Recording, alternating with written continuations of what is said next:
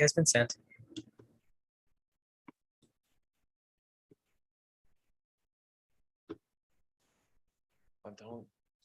Don't.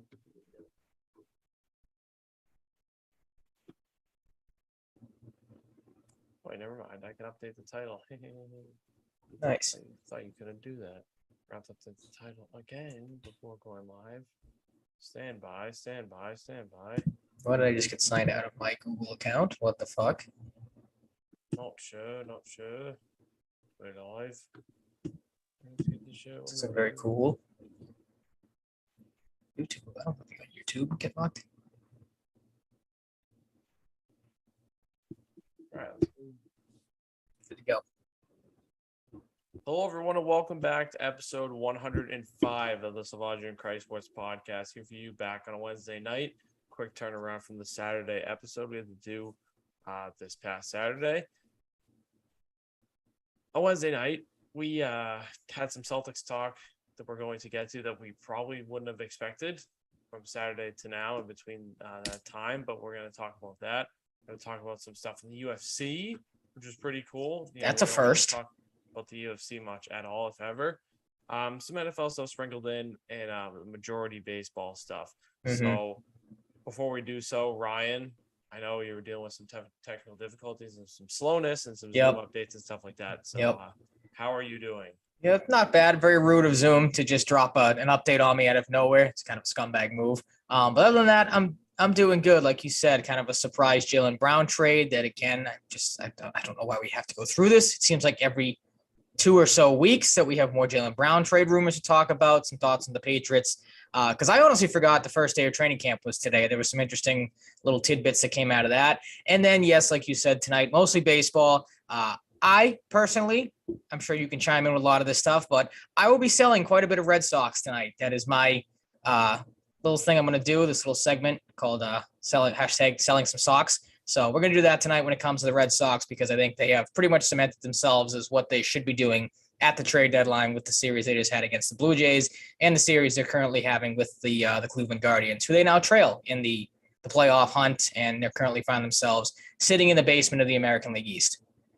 But yeah, things are not much better at all since the last time we they've very gotten worse about the Red Sox on Saturday. So that's not good. They've won like 2 of the last 10 games.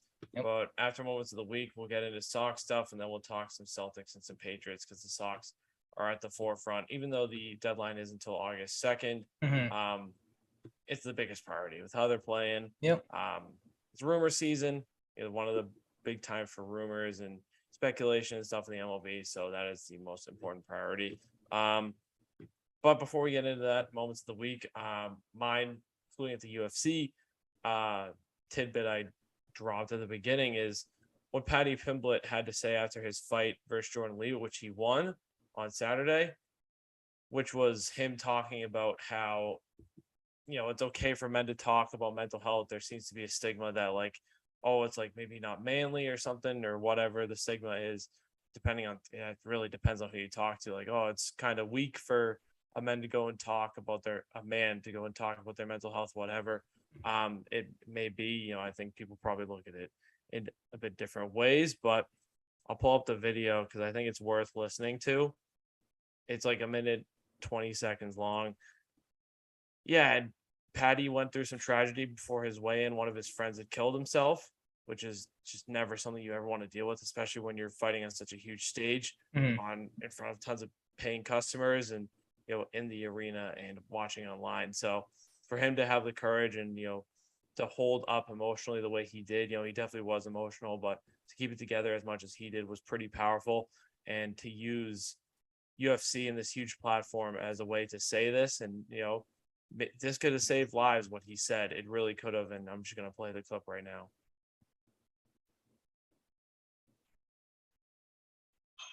I want to dedicate this fight to little baby Lee, little warrior. Like, more of a fight than any of us will ever be. But also, I woke up on Friday morning at 4 a.m. to a message that one of my friends back home had killed himself. This is 5 hours before me weigh-in. So Ricky, lad, that's for you. But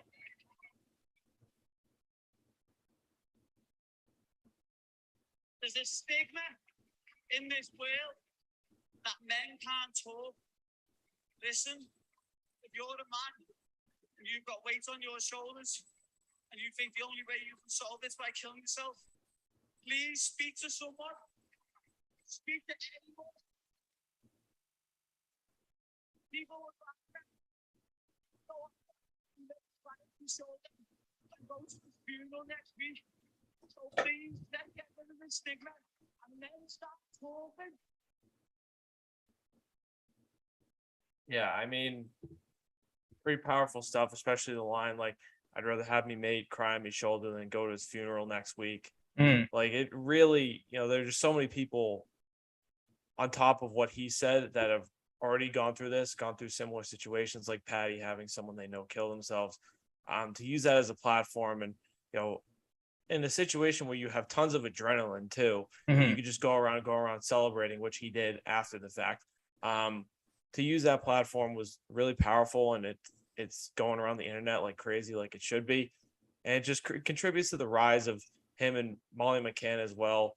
The UFC fighters from like England, like Liverpool area, they're taking over the fighting world, and then they have all these crazy moments with their personality and stuff they do and things they say, like they got these great personalities. Then to have the awareness to use this and tell people the story about Ricky.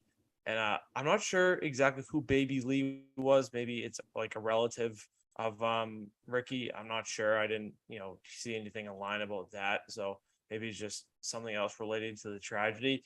But regardless, for him to use his platform like this, I'll say it over and over again, it's a huge thing to do. It could already be saving lives, and it's just been seen by so many people. And I hope people really do take this to heart, because there is a stigma out there. Like, it's not this way for every guy out there that's struggling with mental health issues and potentially thoughts of suicide. It's a thing where it is a real thing, and hopefully this inspires people that are struggling. Maybe like, I don't feel like I need to speak up, like I'm afraid to speak up, but it really can make a difference, and it can change your life in positive ways. And for Patty to do this is really admirable, and it was just a no doubter I had to pick for my moment of the week. Absolutely, it's one of those things I feel like that falls into the category of like obviously bigger moment than sports, or like more important things than sports. Like you said, something that has to be said. And the way he did it was obviously a phenomenal way. And like you said, the platform too to do it on it also helps a ton. Yeah, it was just very noble. Yeah, I was gonna say it's good. Couldn't think of the word, like how better to describe it, but I think that sums it up pretty well. Sorry, just putting the Twitter stream back up now. But yeah, shout out to Patty for this. The guy's taking over the fighting world, I think, slowly but surely, with his numerous wins and his personality and everything. But yeah, huge credit to him. I just couldn't go without mentioning it this week. My other moment of the week, just a quick one: Julio Jones signing with Tampa Bay. I mean, Matt Ryan's no slouch to say, but he's not, like, he wasn't utilized properly all the time there in Atlanta. He was very good and potential Hall of Famer someday, but like, you have to wonder if he could have been even better if he was utilized better in the red zone, whatever you may say. Goes to Tampa Bay. Least surprising thing ever. Doesn't really work out all that well, as Tampa Bay or Tennessee. I meant to say Tennessee. But yeah, he goes in the trade to Tennessee. It doesn't work out that much. It wasn't a long-term fit, as we now know. Now he goes to Tampa Bay, play with Tom Brady. He gets I think it's like $6 million salary. 6 guaranteed, yeah. Up to like $8 million he can make, or something like that. I know 6 and 8 are the numbers associated with it, but yeah, he wants to play with Tom Brady. Like, he's at the point, I think he's 33, 34 now. His production is declining a little bit too. Maybe he gets a little reinvigorated by this. Maybe he just plays a role, a small one, and wins a Super Bowl. So like, I gotta have respect for this. So absolutely, for him to say like, all right, I want to play for a legit QB. He's patient. He waited it out. Probably talked it over with his agent. Was like, this is an opportunity, and he said, "Oh, Tom Brady, yeah, sure. Why not? There's worse options out there." I honestly forgot he was still available. Like, so he'd been waiting for quite some time. I forgot he was still out there on the market. But like when I saw that come across my phone last night, it's like that's the least surprising thing ever. Like it's not again like ring chasing. I mean, that might sound like a negative to some people, but like it's like you said, Sky. He was at the end of his career. His his better days are probably behind him, and like you said, wants to go out and play with the best quarterback there is, and I can't blame him for it. Like, hey, you gotta respect it. Like he's just at a point. He's getting older. Wants a good chance to win a championship. And it's I think funny he's too. Like got one with that team. Absolutely. And one of my first thoughts too is like, I feel like this isn't being talked about much. Like, OBJ is still a free agent. Just like he is. Note, OBJ is not signed. Like, right? Why did I think he is? Like, I feel like everybody's kind of forgotten about it. Why did I think he went back to the Rams? Still a free agent. That's specific. Well, he's recovering from what, ACL surgery or Achilles injury, whatever it was that he tore in the Super Bowl. So that might be scaring some teams off. He's probably not going to be ready for the start of the season. So I mean, I guess that makes sense. But yeah, you would think a team would a team like the Buccaneers might take a chance on him just again for the fact of playing with Brady and wanting to go win another ring. Yeah, maybe it's one of those things that like in the next week we'll see him sign. It's like teams are getting in the mix a little more and getting more active and preparing for the season, preseason, all that stuff. So maybe we see OBJ sign. Couldn't even tell you where he's going to go at this point, but where does he fit at this rate? Yeah, who knows? We'll see, but somebody will sign him. I mean, it's OBJ. Like somebody will find a spot for him wherever that may be. We'll wait and see. But it kind of segues us, talking about football now to your moment of the week, which involves one Kyler Murray, who's a very well-paid man. Yeah, there is quite the interesting wrinkle to the contract and his,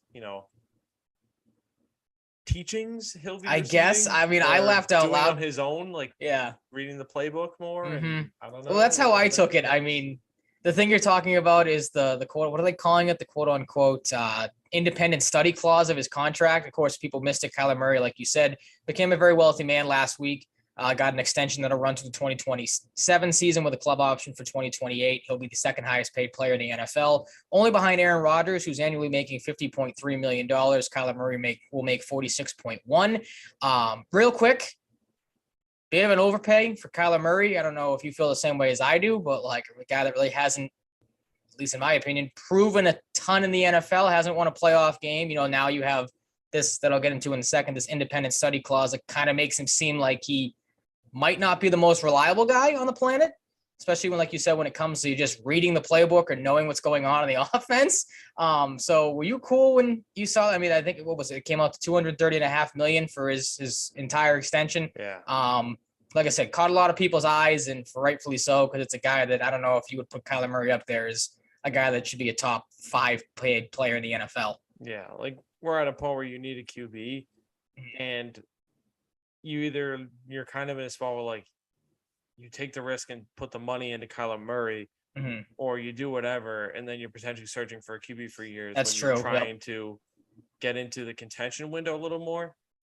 Kyler Murray did not age well this past season, especially into the playoffs against the Rams in particular, but he's still a pretty good quarterback, and he's young enough to the point where like he's not like a castaway. So you got to keep him around. You got to give him what the market dictates and hope he does better, because I think he can be, but it's kind of hard to have full optimism, I imagine, for Cardinals fans, given what happened in the later portion of last season. But he's got an independent study. It's like a filler college course or something you have in like the middle of the day in your high school schedule. I don't know what exactly it'll entail.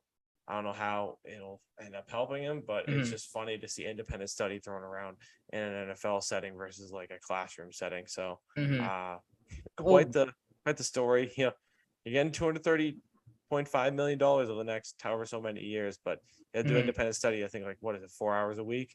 Yeah, it has it. I think it was nothing, but like, Bleacher Report had the the picture. It's been floated around Twitter a couple of times. So they boxed off what the clause is. It says player agrees to satisfy the following off-field requirements.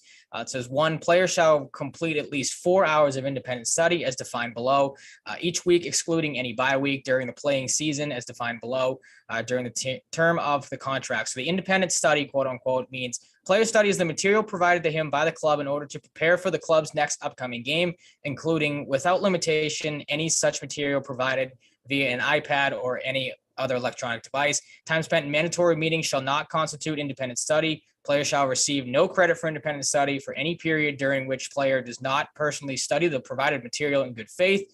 For the avoidance of doubt, player shall not receive any credit for independent study with respect to any time periods during which any material is displayed or played on an iPad or other electronic device if a player is not a person. It just goes on to discuss what it is. Basically, like I texted you the day I saw it come out, and you kind of echoed the same thing here when we just briefly brought it up. Like, to me, it seems like they gave him money and Kyler Murray doesn't know the playbook or doesn't want to take the time to know the playbook, which to me would be very concerning and maybe stray you away from offering a guy a $230.5 million extension. But like you said, it's probably what the market dictates rather. Similar to the Deshaun Watson contract. So. Yeah, you basically have to show up and not be an idiot for the most part, and which, Deshaun Watson, say what you will about him, but this is to a different extent. But yeah, to me, this it's one massive red flag that like you have to basically like they're handing you like and making sure like, hey, you have to look this stuff over before our games. Because I mean, weren't there rumors and reports out there that he was kind of not like freestyling, not super like checked in yeah, all the time, kind of stuff like that. Like I don't know if ego is the right term, but like kind of like not the most like leader type, I'd say. Yeah, I was gonna say I thought there was like not named players or anything, but like he's kind of, I don't know if immature is the right word or not like up to speed, I guess. I don't know how to word it. Like, you know what I'm getting at. Like basically again, doesn't get follow it too, because like he's I'm not saying every number one pick's like this, but he's like number one pick, stud, baseball, like MLB. Yeah, you're gonna have a little bit of an ego to you. Yeah, or reputation. Yep. And to add to the ego, like this might sound stupid, but like he did the whole like putting Instagram photos down and unfollowing the Cardinals. Yep. Like it's kind of connecting, it's speculative largely, but it's kind of connecting a little bit. But at the same time, I'll go back to it. Like he's got a lot of potential. He's one of the like best players in terms of mobility. He's got a good enough arm. Like he's a good player, but there are definitely some question marks. And even for like, this is just from like the dollar amount, it's hard to live up to that much money, but like you just really hope for the best. Like to get a guy and sign him to the money like that, your hope is he lives up to the money. But if you get some semblance of living up to that value that's serviceable enough, like above average, that's good enough. And that's what I imagine the Cardinals are hoping for, and hope this independent study can help him a little bit and maybe ground him a little bit, because it sounds like he might need some grounding. But yeah, I need some hand holding or just kind of a watchful eye to make sure things are going well, and the Cardinals didn't just throw away $230.5 million, because why would you want to do that? That would not be a good investment. Quite a lot of money. I don't know. I found it funny that, like I said, it's like you just threw that much money at a guy that doesn't seem like he knows the play or doesn't want to. So I have it as a tier 4 for me. We'll see how it works out. Of course, that is a lengthy contract. So hopefully Kyler Murray can, take some steps that maybe, he needs to this season, whether it comes to, like you said, ability or just, getting his head screwed on straight, maybe, if that's how you want to look at it, and see where the Cardinals go from there. Yeah. And for the Patty Pimblett message after his fight, I had a tier 5 and Julio Jones tier 4. Cause like, just go for a championship at this point. You might as well if you're Julio Jones. Absolutely. I said earlier, we might as well start with Red Sox, but since we're talking about football already, we might as well just get to these quick. Patriots points. The most recent, Devon Godchaux, defensive tackle, signs a 2-year extension worth $20.8 million, $17.8 million guaranteed. Maybe this surprising cap space down the road for them somehow. I don't have all the details, the financials, all that right in front of me, but that's what we know on the surface level. Maybe it helps them in the future cap wise in whatever ways. But as you have noted in the outline here, some quick hits from the first practice. First practice of the day. Yep. Tongue twister. Yeah, there was a decent amount on Twitter. Everyone, for the most part, there were a lot of kind of similar thoughts. Devontae Parker was a big standout. Mac Jones had a very solid day, and a lot of people thought he looked Not, much more confident because he was a pretty confident kid last year, but a lot of people, I think, were surprised at how, his leadership skills have grown. Some of the tweets, so this was from Mike Reese. He said, quote, Patriots first practice, quick hits. Buzz is back. Crowd brings energy. They love Mac. No surprise there. Big body presence for Devontae Parker shows up. I'll get to more on what that means in a second. Interesting. It gets a little more interesting as you go down the Mike Reese tweet. He said, Matt Patricia with walkie-talkie as apparent play caller. I also saw that Bill Belichick had a lot of his hands in the offense today. So maybe there'll be a joint partnership type of thing there. We're still trying to figure out, what Matt Patricia and Joe Judge are going to do this season. Things are becoming a little bit more clear, I guess, as this training camp goes on. This is one you've been waiting for a while. Trent Brown was at left tackle today. Isaiah Wynn was at right tackle. And the big interesting one, Terrence Mitchell got the first crack as the top cornerback today. You and I kind of discussed that off air. Little scary, but then again, we've talked about it. What do the Patriots really have at the corner position? And you said kind of a wait and see type of thing. You're kind of hoping the two rookies step up as the season goes on, and maybe one of them takes over the number one role. I thought, maybe it'll be a revolving door type thing, which probably isn't the best success plan. But maybe Malcolm Butler sees some time there. Jonathan Jones, we both agree, is probably going to be the slot guy because that's where he is best suited. Maybe Jaylen Mills gets a crack, but Terrence Mitchell, the first guy out of the gate, kind of surprising. And I don't know if concerning is the right word, but again, it's like, look at what you're kind of dealing with there. Yeah. Could just be a scheme thing. I don't really know, but in the long run, I'm not really expecting Terrence Mitchell to be CB1, but no. I could. It's not a recipe for success. Be wrong. Good to see they love Mac. As they should. Mm-hmm. He's made some progress this offseason. People talking about him losing weight, about losing weight, changing his diet. Belichick the other day saying there's been, dramatic improvement. So that's always good to see. My biggest thing, and I'm taking credit for this, don't even worry about the feasibility of it. I'm taking credit for them putting Isaiah Wynn at right tackle and Trent Brown at left tackle because they should have done it last year and they didn't. Mm-hmm. Isaiah Wynn is just not proving to be a consistently good left tackle. Why not try him at a safer spot at right and put the ginormous man known as Trent Brown at left where he belongs? Makes too much sense. I'm glad they're figuring that out. I hope this is a permanent thing because it absolutely should be.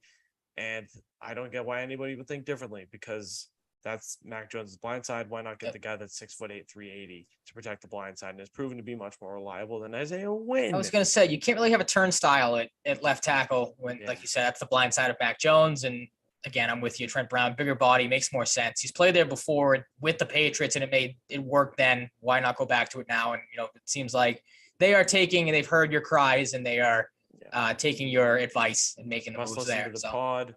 It's going to be good to see someone wearing number 1 that doesn't suck this year. Newton and N'Keal Harry. That's going to be fun to watch someone that's actually good. Yeah, the reign of shitty number 1s is over. N'Keal Harry's not running his mouth in Chicago. I don't know if you saw the tweet earlier that said, he's going to play with a chip on his shoulder this year because what? Yeah, chip on his shoulder. For what reason? I have no idea. You weren't scorned or anything here. 210 yards max on the season and 1 touchdown. If that, what N'Keal Harry says at this point about anything is honestly nothing to me unless he were to come out and publicly blast people. He's whatever. He's just a guy. He wasn't locked in enough here, and that's why he got traded. And he wanted to get traded, and he got his wish. So see ya. Have fun. Devon Godshaw too. It's fine. It's not a guy I was screaming to give a contract extension by any means, but it's fine. He was pretty serviceable, and I think at points during the latter half of the season he was at his best. So it's fine. It's clearly a guy, they let Adam Butler go. They wanted to bring in Devon Godshaw. Clearly they like him enough to keep him around. No real reason to complain for me. No, absolutely not. It's tidy business. More money than I would have expected a little bit, but tidy business. From Evan Lazar, up next, we have a big day in the red zone for Devontae Parker with 3 touchdowns. Nice pass breakup by Jaylen Mills on Parker. Interception by Juwan Williams. Don't sleep on Terrence Mitchell, Raekwon McMillan, and Ty Montgomery. A lot of love for Terrence Mitchell. Yeah, I don't really get it, but I hype that guy up. So, Josh Bledsoe had a nice pass breakup in team. He's in the mix. Teammates were impressed by his football IQ while rehabbing as a rookie. Made some plays today. That's nice to see because, in the draft, you're kind of just looking for flyers for the most part, and they took a flyer on Josh Bledsoe 2 years ago. To see him showing some good play recognition after a tough year last year, having to be, sidelined is nice. Look, the more and more I see about Terrence Mitchell, don't sleep on him, whatever. I'm gonna sleep on him a little bit. Yeah, I was gonna say, it feels like there's Don't think always he's very good. there's always one guy I feel like when training camp starts that everyone tries to like hype up way more than they should. Like, Yeah. and he seems to be that guy because, like, again, Terrence Mitchell is nothing more than I feel like a special teams guy. And again, maybe it's going to be a revolving door type thing. You just try these guys out and see who sticks. But Yeah. definitely not the first guy I would try at the cornerback one position. Like that's a scary thing. The big thing, like you said, with Parker, it seems like everyone's very high on him. He had a big day. This was also from Mark Daniels. He said Devontae Parker just beat rookie cornerbacks Marcus Jones and Jack Jones for TDs on back-to-back plays. Parker jumped over both, each for 5-yarders. He had a nice celebration on the second one. I thought about this briefly because I'm just a negative Nancy when it comes to these things. Do you take it into consideration at all that he's going up against rookies and he's, because they said he had a pretty good day against those guys, or is it just like you're out there playing against, Whatever to me. that's what I kind of alluded back to. I'm like I said, I don't want to be too, because I'm excited for Devontae Parker. It seems like he has seemingly fit in pretty well. They said he was very vocal at training camp today. Fans seem to, latch onto him pretty quickly. So I'm hoping that he has a lot of success. He seems to obviously have some sort of rapport with Mac Jones if he's going to him for 3 red zone touchdowns. And that's a big thing too. Obviously the Pats struggled last year in the red zone. Hunter Henry was really their only legitimate weapon down there other than the running backs. So to see Parker having success right out of the gate, I know it's, early walkthroughs type of things, but that's good that they're trying to, it seems like, go his way pretty early on. Yeah, it's nice. And Raekwon McMillan in the mix. He wasn't really around much last year. I think he was injured the whole season too. Mm-hmm. I might be mistaken, but linebacker depth, guy's been around a little bit. We'll see what happens there, but not a guy to forget about by any means. Mm-hmm. Overall, pretty good. Don't mind it at all. From Zach Cox, Jones was 18 of 22, 8 of 10 in 11s. Hoyer was 6 of 10, 4 of 6 in 11s, and Zappy was 2 of 4, 0 of 0. Didn't participate in any 11s. Standout catches from Parker, Aguilar, and Thornton. Adrian Phillips, Jalen Mills, and Josh Bledsoe pass breakups. Jamal Williams, lone interception, dropping a Hoyer pass intended for Trey Nixon. We kind of talked about that a little bit before. And when it comes to Williams, Devontae Parker just beat rookie CBs Marcus Jones and Jack Jones for touchdowns and back-to-back plays. Parker jumped over both, each for 5-yarders. He had a nice celebration on the second one. And lastly, Ramondre Stevenson is taking first-team running back reps for today for the Patriots in the opening day of training camp. Damon Harris is running with the twos, a potential shakeup for fantasy football drafts. Any concern there that Damon Harris, not on the outside looking in, but I found that a little surprising that if nothing. To me, it's more so. Is a free agent at the end of the year. We talked about it at the draft. Yeah. Pierre Strong, Kevin Harris. You already have Stevenson. Stevenson was pretty good for the majority of last season. Mm-hmm. And you have 2 more running backs now in Harris. Strong. It's going to be, this tells me it's like not like Stevenson going to be the bona fide starter, but they're going to integrate him more and more because they're going to let Harris go. Like that. That's what the writing. Harris. The writing is it's clear as day. But draft, it sucks because look, not only does Damon Harris have a good fit here in New England, mm-hmm. the guy goes to every single game. I was seems to love it here. Field, he loves it here. Mm-hmm. He's hung out with Pasternak. He's he's at every Celtics playoff game. Yeah, he was all over the Garden. It just stinks. It's nothing against Kevin Harris or Pierre Strong, but it's whatever. Mm-hmm. But I wish they'd keep him around. But it would make sense. I mean, I don't know why you wouldn't want to have 2 badass running backs that really worked for you last year. I know there was some injury concerns with Harris. Maybe that's what they're maybe leaning towards that he can't stay on the field a lot, which again, I'm not going to harp on the guy too much for that, but I just don't understand.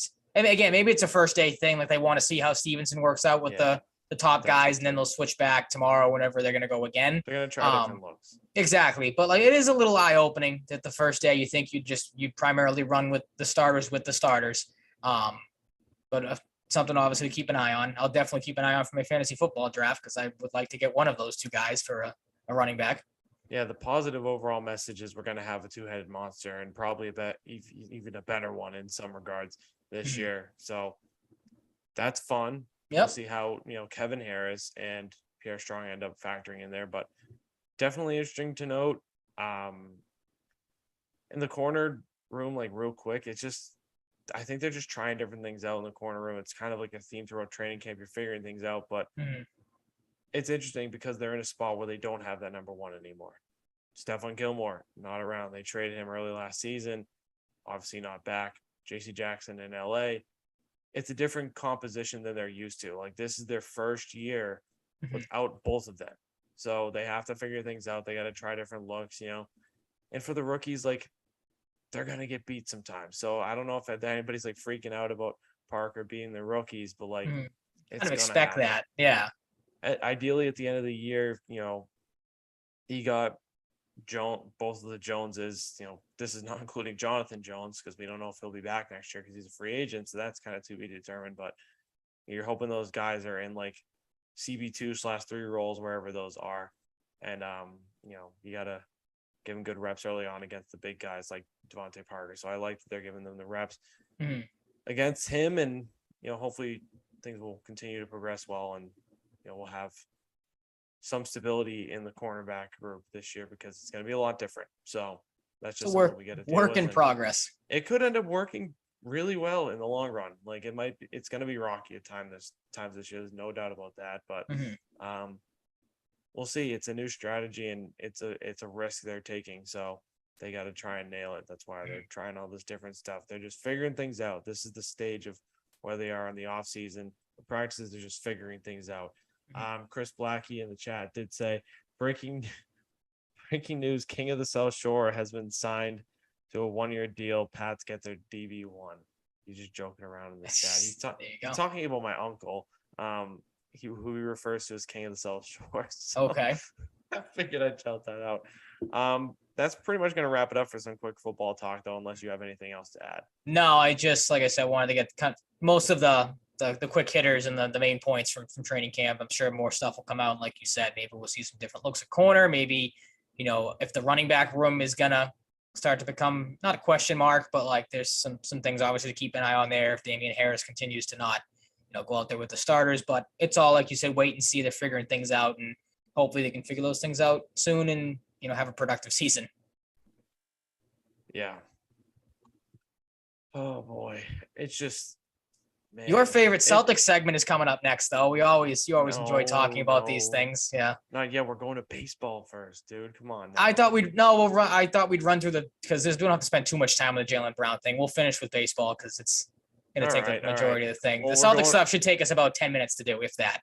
We're going against what I said at the start. We're just changing it up. We're keeping on your toes. No, it's just we're keeping people on their toes. You know, expect the unexpected. Yeah, but Celtics talk, man. I'll say this before we get into it. I'm just glad we're talking in a hypothetical sense. Trading GB, we're talking about KD, a legitimate James Harden or Ben Simmons. Like, my God. But yeah, that what you're alluding to. Monday morning, Shams Charania had dropped that. It was like 2:30 in the morning, I think it was. It was a ridiculously weird time. I had the report that the Celtics and Nets have quote unquote entered trade discussions for Kevin Durant. Now there are multiple conflicting reports that these trade rumors were from a while ago. The Celtics had not contacted Brooklyn in a while. Like it's the NBA offseason. I don't know what to believe because a lot of stuff is just thrown around and, you know, hopefully something sticks. But the reported offer was the Celtics offered Jaylen Brown, Derek White, and a draft pick for Kevin Durant. The Nets reportedly countered with Jaylen Brown, Defensive Player of the Year, Marcus Smart, and more draft picks and potentially one more rotation player. It did not say who that player was, but you can maybe assume a Peyton Pritchard, a Grant Williams type. The big thing, though, that came afterwards was Jaylen Brown, of course, because NBA players love to do this on Twitter, and I don't blame him for being cryptic half the time. Saw the report. You have to think he saw the report and tweeted out the SMH, the shaking my head acronym, and then another Twitter account. I'm not even going to try to pronounce the name because I'm going to butcher it. CXL. Sure is SVZ. Cultures VZ. It's cultures with an X. All right. Sorry, I'm not hipper. Thank God. Yeah. What happened to the second U? Why isn't that an X? I don't know. Just I don't get people who make goofy ass names like that. I know it makes it much more difficult. Yeah. Replace like a letter with a number or vice versa. It's so goofy. If you do that, you're goofy, and I mean that. Absolutely. But that person tweeted at Jaylen Brown, said, no matter what happens, I love you. And Jaylen Brown liked that as well. So JB was active on Twitter. Again, rightfully so, caught a lot of people's attention. Some people, I don't know how to want to word it. Like, people weren't upset that Brown was doing this, but there were some people that obviously caught eyes. Again, like I said, we go through this, it seems like every other week or every other month with these trade rumors for Jaylen Brown. I don't blame the guy for being pissed off if that's what he is. Because you have to think, we've talked about this before, you have to think stuff like this is starting to wear on him. I've mentioned multiple times that this team was a couple games away from an NBA Finals with Jaylen Brown being the front runner for MVP if the Celtics were to win it.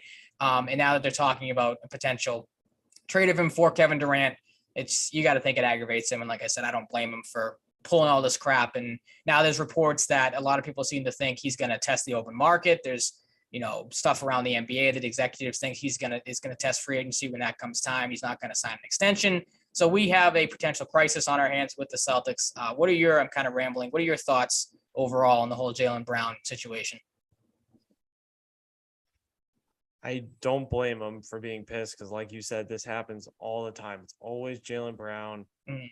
He's active on Twitter, so there's no doubt he sees this stuff. We know Tatum sees it too. You can't blame a guy for getting pissed at this point. Like, it's Twitter. He's got this platform. He tweeted 3 letters. Like, he has every right to be pissed. He has every right to be annoyed. I don't think he's letting it bother him too much to the point, but he's like, the SMH is essentially like, what the fuck? Like we have to go through this again. Really? Yeah, exactly.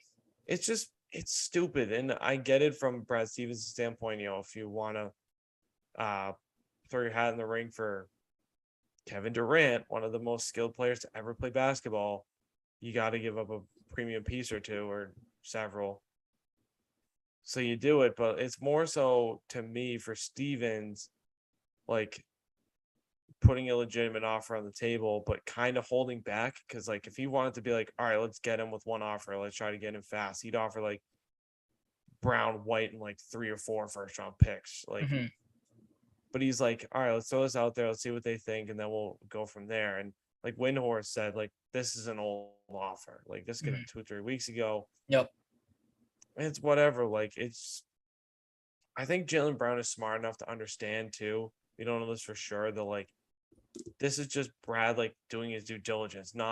He's probably not just be like, oh, like Brad Stevens doesn't like me. He wants me out. Like he gets it to the point where like, it bothers him, but it's like at the same time, it's part of what happens. Like you have trade discussions in the off season. Like names come up. Doesn't mean they're going to get traded. Doesn't mean you're not. It's just kind of like at this point, it's like exploratory. That's really what it is. You're kind of putting the feels out there to see what goes on. I thought Coley Mick on Twitter, I didn't even mention this. He summed it up pretty well. His thoughts on the JB for KD trade. He said, quote, so you get Durant, now Tatum's a second option, which is a great point that I don't think a lot of people thought of. Like, he's probably not going to want to be the second option behind Durant. Obviously, this is Tatum's team. But the tweet goes on. He says, Al goes to the bench. Brogdon and White is your starting backcourt. The backcourt depth you just built out of need is gone. The front court is now deeper, but built out of guys drafted before 2010 and a guy recovering from knee surgery. That guy, of course, being Rob Williams.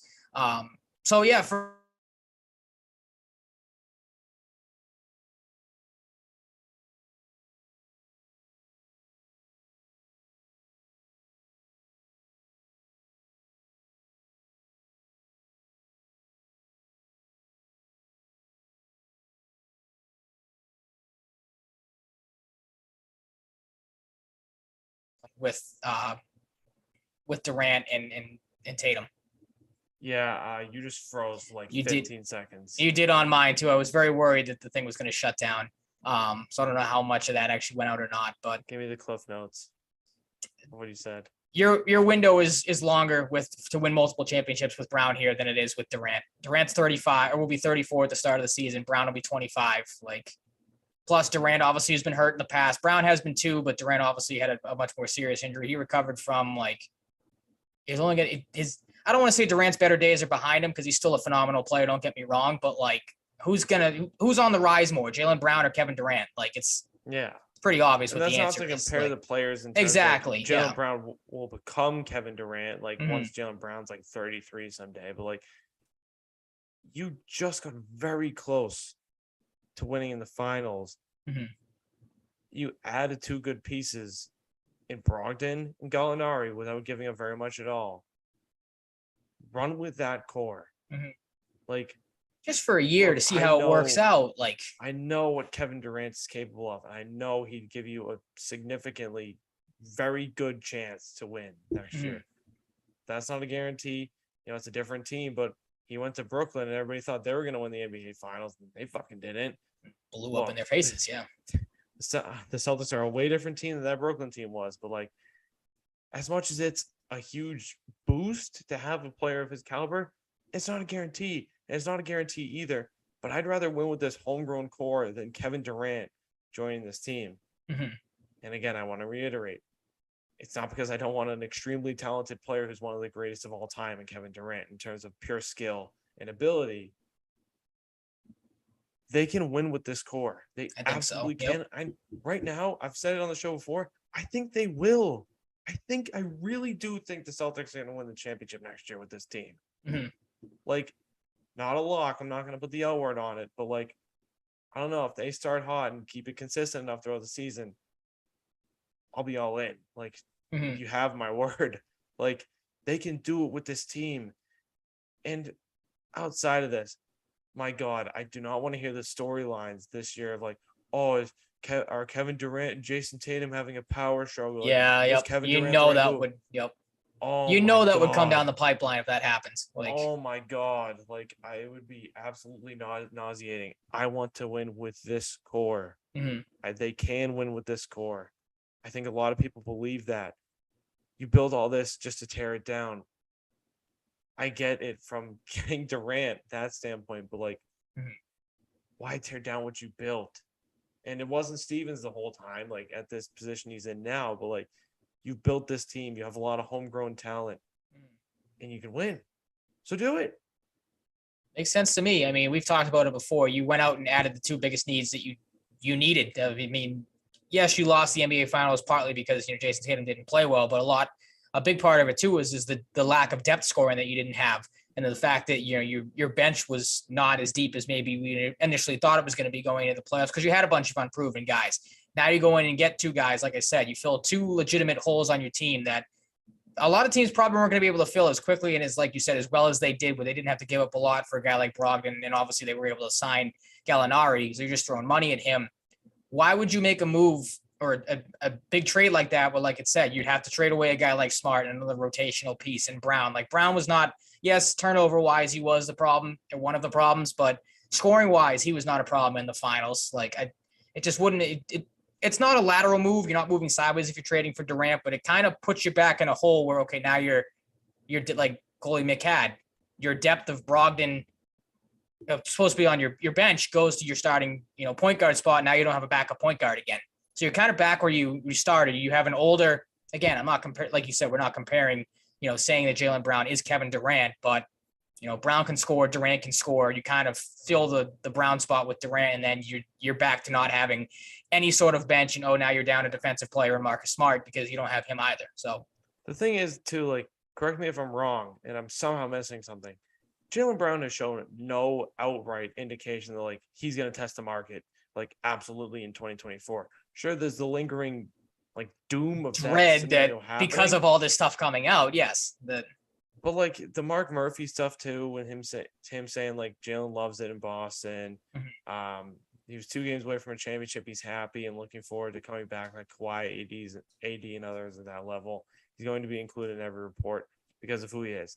That's another good thing to add to it because of, like, who he is. These guys are just, whether they're going to get traded or not, they come up in these discussions. Yep. So comes with being a star player in the NBA. Yeah, that's what. Especially when it gets close to your extension, or you're coming up for an extension, you're coming up for free agency. Like, teams will look to see if they can move you maybe to get a piece if they don't think you're going to resign here. But like you said, I haven't. Again, we're not as tapped in as other people, but, like, he hasn't given, like you just mentioned, any indication that he doesn't want to be here or isn't going to resign. And I know there's some people that, because the shaking my head stuff has come out, think that, okay, well, Brown's probably going to leave. Like, I wouldn't read that much into it. It's, again, like we said, just the fact that the guy is probably tired of hearing this, like you mentioned, whether it's James Harden or Ben Simmons or now Durant, like you mentioned, at least the Durant one, you could get behind. The Harden and Ben Simmons moves, you never could because it was 2 lesser players and two players that you knew if they came here weren't going to fit the system as well as Brown has. So it just didn't make a lot of sense, at least to you and I. I know there was other people that were, clamoring for James Harden at least, but those deals would not have, those deals would not have worked. Newsflash. Yeah. My God. I don't think it's going to happen. If I were to say the end, I don't think it's going to happen. So I'm not going to worry about it too much, but there's just so much going on around this. That's obviously worth talking about. So, and I will say, I hope it doesn't happen because it'll break me a bit inside because I love Jaylen Brown, as anyone listening who's listened long enough knows. So,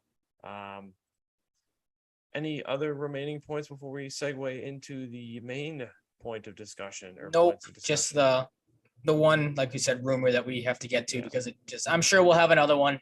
Give it 2 or 3 shows and there'll be another Jaylen Brown trade rumor in the works, and we'll have to debunk and say no to that one as well. Yeah. So for Red Sox, I figured we'd start with a tweet I feel like is worth mentioning. Okay. Jerry Thornton on the 24th said, "Number 2 son will visit this week, and I'd consider taking it to a Sox game. They're about to lose their 9th out of 10, including a 3-game stretch. They got outscored 55-8. At this point, a trip to Fenway would be child abuse." I don't think that's wrong in the slightest. Yeah, man, look, I haven't been to a Red Sox game all year. Unless I am offered free tickets, to go with somebody or whatever the situation may be, I will not this year. The only reason, and I know there's no point with this team right now. And, there's one point, horse, but I don't want to give John Henry my money. So. No, I was gonna say the only point to going to see a Red Sox game between now and next Tuesday is it's probably going to be the last time if you're a JD Martinez. Exactly. If you're a JD Martinez fan or a Christian Vasquez fan or Nathan Eovaldi who's pitching tonight or this maybe is Eovaldi's last start as a Red Sox. I 100% think so. Before August 2nd. I don't think so. I think this is probably because it would be his turn in the rotation probably next Tuesday with the way things go. So yeah, he's probably gone. Maybe there's a certain shortstop that might be on the way out. I know that the Red Sox are trying to, at least I think, cover their asses when they come out and say that there's been no external discussions about trading Xander Bogaerts or Rafael Devers or anything like that. I believe the Devers one because we'll push that off until next season. But the Bogaerts one, I don't. The whole thing to me, we really haven't talked about this aspect of the Heimblum stuff of they're going to both actively try to buy and maybe sell off some. I don't understand how that's going to work. What kind of precedence does that set in your locker room that you maybe do, as we'll get into in a second, and what I think they're going to do and trade JD Martinez. Okay, now you have a gaping hole at your DH spot, unless you bring in someone like a Nelson Cruz maybe, or just someone that you think maybe you shock everyone and get Josh Bell and play him as your DH. Point, but if you're trading Martinez, you don't waving the white flag. Just put Dahlbeck at DH and call Cautious up.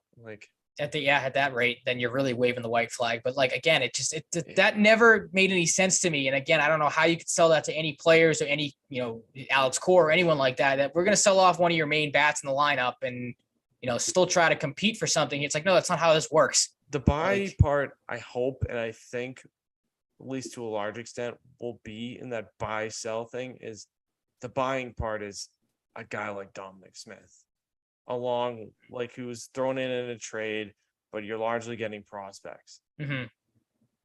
Look, if you're trading Martinez, Vasquez, Eovaldi, say you do that, you're not buying that. You're selling big time. You're majority selling.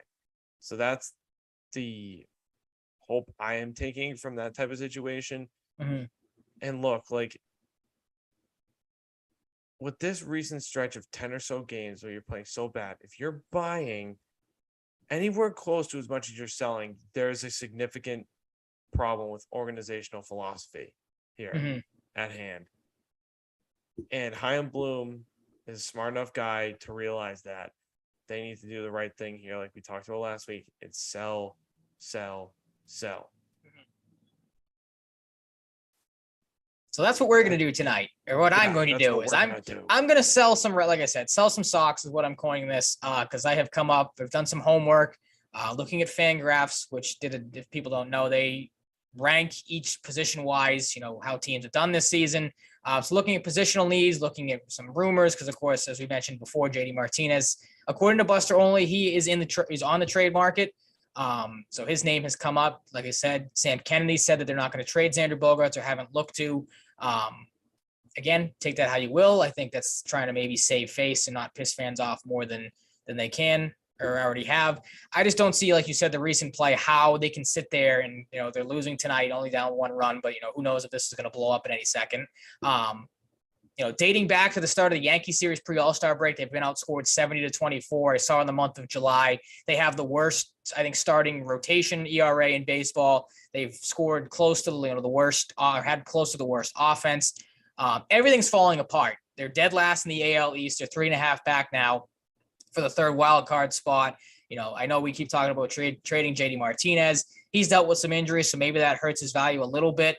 Rafael Devers, as we mentioned on Saturday, the last show, he is now on the injured list with a hamstring injury. Those things tend to linger, so his return is up in the air. You had Alex Manoah after our show on Saturday. You could watch some of that game, or before. I can't remember when the Red Sox, what time that game was at, was striking guys out, calling guys bitches, and no one really did anything about that. So this just looks like a dead team to me, a team that kind of knows, like you mentioned in the past, the writing is on the wall, and they're not going to get any help at the deadline, I don't think. If they do, it's going to be minor moves that don't really improve you all that much.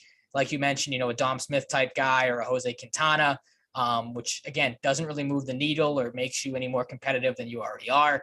So I'm choosing to go the sell route when it comes to what I think this team is going to do, starting with that aforementioned JD Martinez and Christian Vasquez. I have a package for them going to the New York Mets. If you look at the Mets on Fangraphs, their DH production ranks 9th out of 30th. They did make a trade for Daniel Vogelbach, but according to the reports, they're also looking to add another bat. This was from Pat Ragazzo and Michael Marino, an article on Inside the Mets, said, quote, according to league sources, the Mets and others are keeping an eye on Boston's situation regarding whether they're going to be sellers or not as we near the August 2nd trade deadline. The Mets are believed to really like Martinez, given the significant impact his bat would make in their lineup.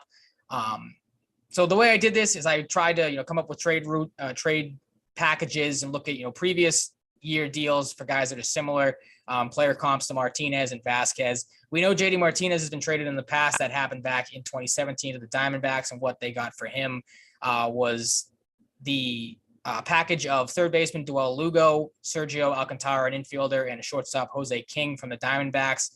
Lugo was the number 4 prospect at the time in the Diamondbacks organization. Alcantara was the number 15th. For a trade comp, for Martinez, going back to last year's trade deadline, I had the Nelson Cruz trade to the Rays. In that deal, the Rays, of course, got DH Nelson Cruz and a right-handed pitcher by the name of Calvin Fulcher. The Twins got right-handed pitcher Joe Ryan, who was the number 11th prospect in the organization in 2020, number 6 for Minnesota this year, or last year when he came to the Twins. And then right-handed pitcher Drew Strotman, who was the number 27th prospect in 2020 in the organization for the Rays. When he went to Minnesota, he was the 16th. For a trade comp for Vasquez, I went back to 2020 and looked up, because there haven't really been a ton of one-for-one catcher trades in baseball. The last really close to Vasquez was Jason Castro when he was traded to the Padres. The Padres got Castro. The Angels in that deal got a right-handed pitcher by the name of Gerardo Reyes, who was a prospect. So in this package, I came up with the Mets get JD Martinez and Christian Vasquez. The Red Sox get Dominic Smith's name comes up because I think he's just going to be a shoo-in to go to the Red Sox. Like we talked about it last week. It seems like a Heim Bloom type move. The Red Sox get Dominic Smith, the Mets number 8th prospect, Nick Plummer, an outfielder, right-handed pitcher, Junior Santos, who's the number 16 prospect, and to fill Vasquez's void, they get a catcher for the minor league system, the number 20 prospect in the Mets organization, Hayden Sanger, I think is how you say his last name. Any thoughts on this deal? Anything you'd change? I don't know how much thoughts you have on it, but makes a decent amount of sense. Like I said, the Mets have seemed to have interest. Their catching situation has been horrible this season. I didn't even mention that. They're ranked 24th out of 30 teams. James McCann is hurt, so they could use an upgrade there. And have been, linked to some catchers that are on the market. Excuse me. Yeah, I mean, I don't know. Looking at the stats, I feel like they could do better than some of these prospects. Mm-hmm. But, Junior Santos is 20. And maybe there's some upside there, some long-term upside. But I don't know. Maybe they can do better with a prospect package. But if you're getting a guy that can maybe turn into something in Smith, and 3 prospects, I don't think you can play too much unless they're just dog shit prospects, which they're not. But not guys that looking at them on the surface level really blow me away. But Nothing crazy. the Yeah. quantity there, like you could do a lot worse. Mhm. So I think they could probably do better if they're trading Martinez or Vasquez. But it's a good start, good framework for a package, and one that of course we don't know exactly how these guys are going to pan out. So it could be good, but Yep. yeah, if you got a guy that can play in the LB and 3 prospects, you wouldn't really complain about that too much. So I'd be okay with that. Yep. The big thing with Plummer too, I was looking into him because I was looking through other trade ideas and stuff. He was a name that came up a little bit in some mock trades. Did hit 280 last year between AAA and AA, 15 homers, 54 RBIs, and 13 steals. So he's got some speed. This season has, like you mentioned, struggled. The numbers aren't great. Did play in 14 games with the Mets this year, a 138 average, 2 homers, and 6 RBIs. I think is probably projected more as a speed and defense type of guy, which of course the Red Sox could desperately use in center field with how bad Duran has looked out there. So maybe a guy like you said, they're not the flashiest prospects, but maybe a guy to take a chance on. Again, how much value does a guy like Martinez and Vasquez have when they're both set to be free agents? The team control is probably something that is going to come into play. But, again, quantity, you get a decent haul for 2 of your better guys all season. I think the Red Sox would take that. Yeah, I agree. Yeah, and like you said, a good point too, the pending free agent status. You probably get a little more if they had some control, or at least one of them had some additional control. So you got to factor that in as well. All right, so JD and Christian are gone to the Mets. Up next, like we mentioned, the guy that's on the mound tonight. And oh my God, I hope somebody didn't just tune in and be like, "Whoa, they traded Martinez. They moved him, to the Mets." Yeah, sorry, I should have worded that better. These mock trades that would not be great. Someone just comes in for a millisecond, they see what the heck, Martinez and Vasquez. They turn the stream off. They yell to their family, "Oh my God, the Red Sox just traded Martinez and Vasquez. I'm gonna go buy a JD Martinez Mets jersey. He's with the Mets. Let's go." Just looking through Twitter where is it? Where is it? I don't see that anywhere. How the hell did these guys figure that out? What's going on? Yeah. But yes, they are hypothetically traded to the Mets. So on to the next guy, the guy pitching tonight, and things have started to implode on the Red Sox. It's 5-2. So hopefully his trade value doesn't take a hit here. But Nathan Eovaldi, I have him going to the St. Louis Cardinals because their rotation is an absolute shambles right now. They have not been great this season. They rank 25th out of 30 teams. Injuries to Steven Matz, Jack Flaherty, and Dakota Hudson have all, like I said, hurt that rotation. They've also leaned on some young, unproven guys like Matt Liberatore, and I think it's Andre Palante is how you say that name. We know, as Red Sox fans, that Nathan Eovaldi has been dealt in the past for Jaylen Beeks back in that 2018 season. He was the number 15 prospect in the Red Sox organization at that time. The trade comp I picked from last year's trade deadline was Jose Barrios. Maybe a little bit better stuff than Nathan Eovaldi, but I think off of the postseason pedigree and, the big game pitcher that Eovaldi has been, you can get a similar package to what Barrios went for, because he was a pending free agent too when the Blue Jays traded for him, but of course they extended him. What they gave up, the Twins were able to get the number 2 prospect in the Blue Jays organization, Austin Martin, a number 36 top 100 prospect, and then right-handed pitcher Simeon Woods Richardson, who was the number 4 prospect in the Toronto organization at the time. He took over as the Twins number 4 as well. So looking at that deal with the Red Sox, I have getting for Eovaldi is a left-handed pitcher in Zach Thompson, who is big motorcycles tonight. Has to happen once a week. I know, it's like I said, you just bank on what time it's going to happen at. They're still going by. But yeah, I have them getting, dipping on great South Park episode. I have the Red Sox dipping into the major league roster of the Cardinals. Zach Thompson, a guy that has pitched for St. Louis a little bit this season, has had some success. 12 games, 1 start, a 1-1 record with a 2.45 ERA. Was very good in the minors as well. 11 games, 10 starts, and a 4.47 ERA. And they also get the St. Louis number 19 prospect in the organization, Delvin Perez, who's a shortstop, because we know Chaim Bloom loves his shortstops and middle infielders. So again, not the flashiest prospect, but there's some upside there. 5 homers, 27 RBIs, and again, a speed guy, 15 stolen bases between AA and AAA this season. Yeah, and the Cardinals are interesting to monitor in the fact that, this is a team that's a potential suitor for Juan Soto, because, man, if they got Juan Soto and Nathan Eovaldi, that's pretty legit. Well, that was my big thing. Team that hasn't won the World Series since 2011. We know what happened to them in 2004 against the Red Sox, too. They won in 2006.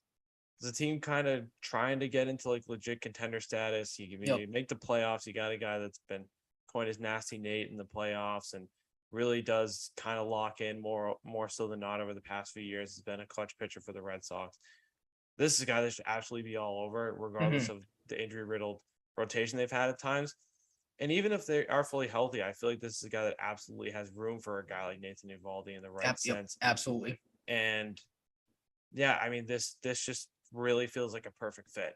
And it could end up paying huge dividends if they are, to make some noise in the postseason this year, if they are to make it. So yeah, I think this one makes a ton of sense. I think it'd be a pretty decent return as you have here for the Red Sox as well. So I'd be on board with this 100%. Love Eovaldi, but like, it's one of those guys, man. Like, it's another writing on the wall type of thing. Like, this guy, he's done enough. You got to be good with your assets. You got to get what you can get for certain guys. And Eovaldi unfortunately falls into that camp. If they were to hold on to him and sign him for a couple more years, I'd be cool with that. I really would. But it just feels like a guy that they should, in a realistic sense, given the sense of the team right now, and could get a decent return for. So I'd be cool with it. It sucked to see him go because I like Eovaldi. Really got nothing to complain about really with him. Absolutely not. Always liked Eovaldi, but it's a guy you have to consider moving on from and getting some assets for him. And I'd be really cool with that return.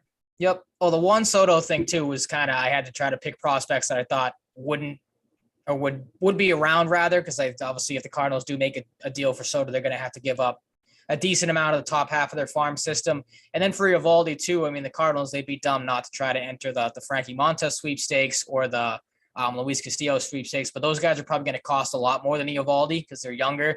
And I'm pretty sure both have at least one more year control. So Eovaldi probably going to cost less. And I think that's the deal that, oh man, well, poor Eovaldi. Speaking of him, bunt single close to the third base line. Yeah, they're getting shelled. Around, throw it to third, fumbles it. It's gonna hurt his trade. Not a great look. Trade it now. Damn. No, it's not gonna like it. Yeah, I mean this not team, great. I mean, it just falls into the camp. They're a mess right now. There's no hope in sight except getting to the trade deadline and maybe getting some things for some of these guys that we have being traded tonight. Again, hypotheticals. If you're just tuning in, nobody has been dealt yet, so don't worry. If you're, like I said, you tune in and I said Michael Wacha and Rob Refsnyder are getting traded to the Braves because that's what I have as my next package. Atlanta kind of in the same, not the same boat as the Cardinals, but their rotation has underperformed this season. Charlie Morton has not been really all that good this season. Ian Anderson's been a mess at times. So they could definitely use some help there in the rotation. They also just lost their utility outfielder, Adam Duvall, with a left wrist injury for the remainder of the season. That's a big loss there. So they could use a super utility guy. I think, if I'm not mistaken, it might not be right now, but Robinson Cano was their starting second baseman at one point because Ozzy Albies was hurt. I'm not even kidding. I thought I saw him playing for the Savannah Bananas this year. Oh, I don't know. I know he's floated around the minors quite a bit. He was with the Mets to start the season. They DFA'd him. Then went to Atlanta, was starting out there. Right. But they could use, they could use a little bit of help as they try to repeat as World Series champions. I think they've moved to a half a game back or 1 game back of the Braves in the division. So this is a move that could help them. The trade comp I have for Wacha from last year's deadline. Did he play for the Savannah Bananas? Is that what you're shaking your head? Or it up. He had a SpongeBob themed jersey. Oh, okay. Yep. Got the yellow. The El Paso Chihuahuas on SpongeBob night, which was his first minor league game since 2005. I mixed up yellow. I assumed it was Savannah Bananas. I'm very sorry for anybody who is troubled by this news. But yeah, back to you. Yeah, the trade comp I have for Wacha from last year's trade deadline, different pitches, of course, but I thought left-handed starter Tyler Anderson, who was dealt the Mariners, would be a good comp. In that deal, the Mariners got, of course, Anderson. The Pirates got minor league catcher Carter Binns and a right-handed pitcher, Joaquin Tejada. Neither one of them were, top prospects in the organization. I don't think Wacha's going to garner a top prospect. Maybe one if, they want to buy into how good of a season he's had, but he is a guy that's hurt. So, of course, there are question marks maybe if when he returns, can he keep up that success? And then Rob Refsnyder, the trade comp I kind of fumbled with for him. Younger player, but the Red Sox, of course, traded Michael Chavis, who was a utility guy last year, to the Pirates straight up for Austin Davis. You could be looking at a 1-for-1 type of thing with Refsnyder as well. Having a good season, 31 years old, so maybe he doesn't garner a ton of interest or a ton of, get back in the trade. So I dipped into the Braves prospects, thought, looking at who they could potentially give up. And one guy kind of stood out to me towards the bottom of their prospect pool, and that was Justin Dean, a 25-year-old outfielder with AA Mississippi this season. He split time between AA and AAA. Again, 242 hitter in 67 games, a homer, 21 RBIs, 31 runs scored. But the speed is where he stands out. 19 stolen bases. According to their prospect list, he can play a very good center field and was one of the fastest players in the minor leagues. Kind of sounds similar to Jarren Duran's, maybe minus the very good center field comp, because again, we know he's not a very good center fielder, but maybe this is a guy you bring in. You maybe put some pressure on Duran, because again, Duran marketed as one of the fastest players in the league. Justin Dean, one of the fastest players in the minor leagues. You get the number 30 prospect in the Braves organization for the combination of Walker and Refsnyder. It's a deal I think that works out pretty well for both teams. Plus, the Braves have a ton of outfield prospects. Obviously, they have a ton of outfielders at the major league level with Acuna and Michael Harris, who's been very good for them this year. They still have a couple of other guys high in their organization that are outfielders. What does Austin Riley play for them? Third base.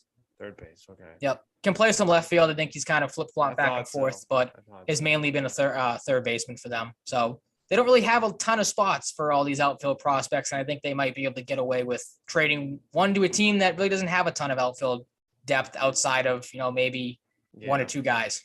Yeah, packaging these guys together screams like a prospect and like cash considerations. Exactly. Yep. Or a player to be named later or something like that. But those aren't fun. So I'm not going to throw players to be named later and cash considerations. Yeah. Or like, even though the player to be named later could be the greatest player ever. Maybe. Yeah. I think David Ortiz is a player to be named later at one point. So yeah, his Hall of Fame speech was pretty cool. Very good. Yep. Our buddy, Adam Gaudette was there, not Adam Gaudette on the Toronto Maple Leafs now. Different Adam Gaudette from Merrimack. He was at the very cool ceremony listening from afar. So shout out to him. Absolutely. Man, I love how you're putting together these potential trade packages. It makes this is like something I would do for the NHL. I did a lot of so homework this time around. I'm like, it's not all that often that the Red Sox are sellers of the trade deadline. So when they're going to be, and there's so many question marks, I think this is something you kind of have to do just for the hell of it. See, maybe if you can get one or two of these right, or at least, pick the right team if you're going to. The packages might look a little different, but who knows? Yeah. All right, I'm going to dip into the bullpen again for this one. Matt Strom is the next guy I have being traded. Again, hypothetical, he's not going anywhere right now. To the Minnesota Twins. Looking at the Twins, their Fangraph Baseball ranks their bullpen 24th out of 30th. Again, they're tops in the American League Central, one of the surprise teams this season.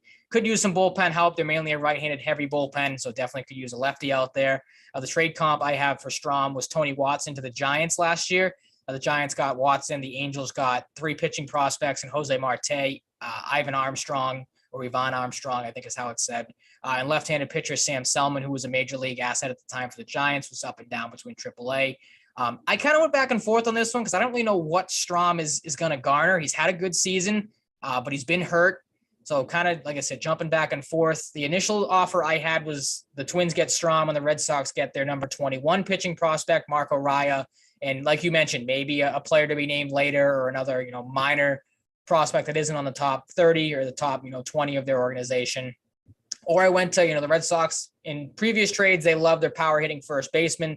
Aaron Sabato was a guy that kind of stood out to me if they really want to do a 1-for-1 type of thing and, get the number 13 prospect in Minnesota's organization. Again, two guys that aren't, lighting it up in the minors. Raya's had a good season for, single A, 14 games, 13 starts, 3-1 record with a 2.65 ERA. Sabato with high A ball, Cedar Rapids is hitting just 217, but does have 12 homers and 43 RBIs. Like I said, seems like a type of guy that, the Red Sox have acquired in the past. With guys like Alex Benelis. There was another first baseman they traded for a couple of years ago, big power bat. I think it was Nico Cavadas, I think was the guy that they acquired. Yep. So kind of fits the bill. I feel like Sabato is the same type of guy, big power hitting first baseman. If you get Casas up here, you're going to have to fill that void in the minors. Maybe you bring another guy like that in, or you just stick with the pitching because you can never have too much pitching depth. And Rye is a guy that stood out to me again. Not going to cost a ton, but do the Twins want to give up something like that is obviously the question if this deal were to be made. Yeah, I mean, getting potentially 2-3 prospects for a guy you just signed and has had injury troubles. Well, you just signed in the off season, of course, not just recently. Mm-hmm. You got to be pretty cool with that. So I'd be pretty cool with that. Yep, works for me. I mean, again, Strom's a guy that I doubt you're going to bring back next season. He seems like a one and done type guy. Yeah. And then there was, I don't know if you saw the report a couple weeks ago that he wants to try to be a starter come next season. So if you're the Red Sox, I would not want to go through that headache of trying to have the guy transition back to the rotation where he started his career with the Royals and was not all that successful. So the power to him. Obviously, starters tend to get a lot more money than middle relievers.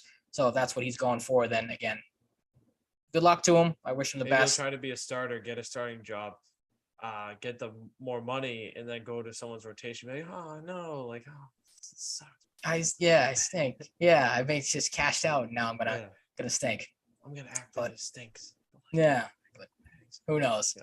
So yes, we're not trying to paint Matt Strom out in a bad light, but no chance. I will say the Red Sox are only down by a run now, so maybe they should just start buying. Yeah, maybe someone is listening to this and they're going, this random guy is selling all of our players off. We got to start trading, or we start praying. Yeah, this is buying. The most tantalizing one coming up, and it's not tantalizing because I want to trade Xander Bogaerts, but he's the guy you will get the most for if you trade him. Absolutely, he is your most prime asset. I know, again, the JD Martinez is probably the more realistic guy to trade, but if you're selling all these pieces off and you don't want to give Xander Bogaerts any sort of legit extension, then at this point, why would you keep him?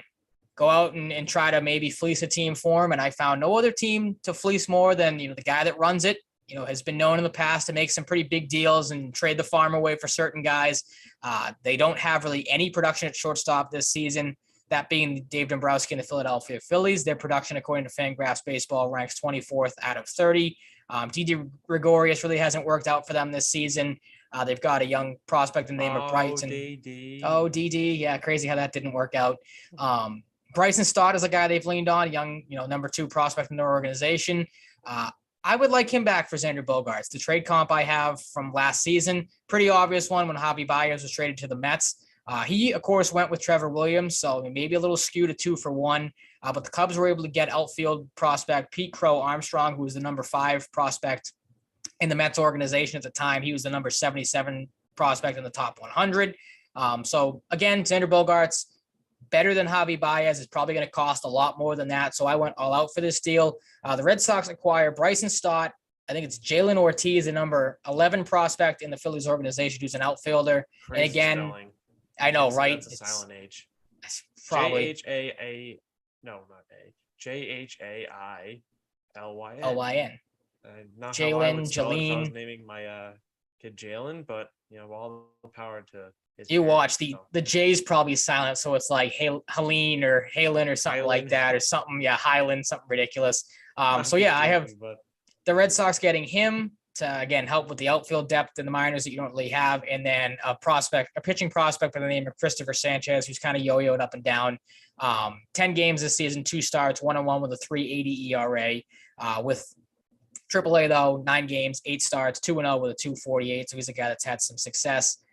Now there's questions that crept into my mind. The Phillies, the Red Sox traded with them a couple of years ago and were able to get Nick Pivetta and Connor Siebold and give up practically nothing because the Workman and Hembry trade didn't work out for the Phillies at all. Both of them were horrible for them. So maybe the Phillies are a little hesitant to deal with the Red Sox again. But then it is Xander Bogaerts. Like, he is a top 5 shortstop in the league. He should be getting a decent amount in return. And maybe, the Bryson Stott thing scares some people off. But you got to give to get. And again, I think Dombrowski is a guy that the Phillies, if they can make a run here, they need one more impact bat in that lineup. They need a guy that can play the shortstop position because they haven't had that all season for the most part. Maybe you can, again, fleece is a strong word, but maybe you can get Dave Dombrowski, who's been known to do it in the past, to overpay a little bit here for a guy that, frankly, you should be holding on to, but again, don't seem to want to offer the right sort of extension. So you're selling everybody at this point, at least in my opinion. You probably should be looking to move Bogaerts too. And it pains me to say that. Even from the bare bones of getting a former number 2 prospect in Bryson Stott, then you get a couple of additional pieces. That works for me. Mm-hmm. Like you said earlier, we know they love their shortstops. This is true. It kind of seems like a guy, I feel like we're still figuring out what Junior Downs is at the MLB level. Mm-hmm. Gives you a guy, he's a little older, 24. He's not like Mayer age where he's like 19, 20, or Romero, who's, if I had to guess, still 18, perhaps. It gives you a guy that can help you now, replace Bogaerts potentially right away, play some games this year in the MLB, and potentially be a good guy for a few years. So I don't know if he's going to be a long-term guy given the emphasis on shortstop in the drafts recently, but then you add Ortiz, decent sounding prospect, a guy like, I feel like their outfield prospect core isn't the greatest, so to add another piece in there is fine. Mm-hmm. And Christopher Sanchez, like you said earlier, pitchers are good, so works for me. Maybe they could do better than this, but they probably do a little worse. So like, I'm really okay with it. I think it's like one where it's one of those things I like to say every once in a while. I have no real reason to be like, no way, like no way. I'd hate that. Like, what I would hate was, would be having to trade Xander Bogaerts, but my big fear is the wall that this could happen with Story, and you're drafting so many shortstops, and you already had some good ones in the prospect pool. It just seems like something they're gearing up for. And my concern is that they're still going to hold on to him for some reason and just lose him for nothing. But at this point, it comes down to asset management. It comes down to common sense. They need to move him. Like, they need to move him. And that sucks. Because he's the longest tenured guy in the organization. He's becoming a leader more and more with time. But it gets to an asset management standpoint where you got to move him. And it's going to hurt, but you got to move him. Because you're not doing shit in the playoffs this year. You're currently last in division. You got to move some significant pieces this year and acknowledge that you're selling and that it's not your year. And that sucks that Xander Bogaerts having to go would have to be part of that in this scenario. But just how it be. It's an asset management thing. That's how it goes. I mean, my big thing too is if you do try to move Bogaerts or you do move on from Bogaerts, my big fear is you don't get enough for him. So that's why, again, people hearing that, if there's Phillies fans listening and, Stott and Ortiz, 2 top 15 prospects, you may think that's a little too much. It's a guy that's an all-star, a silver slugger, a World Series champion. Like, Bogaerts should require a decent haul. And the reason I put Ortiz in here too is I can hear the stories now, or the reports now that, the Red Sox traded for an Ortiz. Like, there's another Ortiz coming. Like, it's something stupid. Like, they try to spin that after trading Bogaerts. Like, we got a guy named Ortiz, so like get hyped. Like, the last one worked out pretty well. They'll tweet like a picture of it and be like, "Oh, remember the last time we had a guy named Ortiz?" Like, exactly, it'd be something that goofy. Worked out pretty well with like the monkey emoji with like his eyes, his hands like this. Or just like the eye emoji of Like I said, it'd be dumb damage control. Would it be right up the Red Sox alley to try to ease the pain of trading your franchise cornerstone away that you never should have done in the first place? And it's funny to look back at it too, because I'm not going to crap on Trevor Story, but it just hasn't worked out really yet. Not really. So then the turn to that next year, hopefully you're getting something better, but it's not a sure thing right now. So like not, things are kind of in shambles for the Red Sox. They also let go Kyle Schwarber, who has 31 home runs, but like you wouldn't want him. Wouldn't want that guy. Can't play. You'd rather have 2 first basemen that still can't play the position and have less combined home runs. Exactly. Let's combine like every offensive stat. Let's be honest here. Like, let's not sugarcoat it. And they don't have the vibes that Kyle Schwarber provided. Nope. That's clear as day. Like, this team is dead. This team is dead. Like, even they had freaking Big Poppy in the dugout last night in the shopping cart, and didn't really change much. It's like, still didn't. They lost and they still suck. And Big Poppy want them to make the right moves to sign Bogaerts and Devers, and has a better organizational philosophy than John Henry does. So make David Ortiz the owner. David Ortiz launched his own cannabis brand. Maybe he should buy the Red Sox now. So he's I don't know if he has getting all these businesses trying to make some money. Maybe he's saving up for. He is post retirement. Post retirement. He's such a rock. Post playing. He's such a rock star. I absolutely worship that man and will to the day I die. So. Just some other real quick trade deadline stuff too, in case people missed the TikToks that I put out earlier about the top 10 guys I think are probably going to get dealt at the deadline, just to where they go. 10, of course, you can feel free to chime in, because we obviously on TikTok, we're not able to have a discussion about this because that's not how that app works. But number 10, like I said, Martinez to the Mets. Number 9, Jose Quintana to the White Sox. Their rotation, if they want to make a push, could use some help. And they've been linked to him in the past. Frankie Montas, the Montas sweepstakes is probably going to heat up as time goes on. If the Cardinals, like I mentioned, don't get Eovaldi, they want to maybe pay a little bit more of a price, and I think Montas is the guy they'll go after. If they do trade for Eovaldi, though, I think he's probably primed for the Dodgers, because the Dodgers are always primed to make one giant move that no one expects them to, or maybe people don't think they need to make, because their rotation is pretty good. But he'd fit in there nicely. David Robertson, who's been linked to the Red Sox, so people think that the Red Sox should go after. I have him going to the Blue Jays because their bullpen is probably the weakest part of their team. If not him, then Daniel Bard probably ends up there. Wilson Contreras is number 6 going to the Astros because their catching has been horrible this season, and they've been linked to him in the past. Ian Happ to the Padres. They could use the utility outfielder because their outfield production all around has not been good. Josh Bell, I saw today, the Astros are apparently the favorites to land him, so I think he ends up going there because their first base production has not been great this season.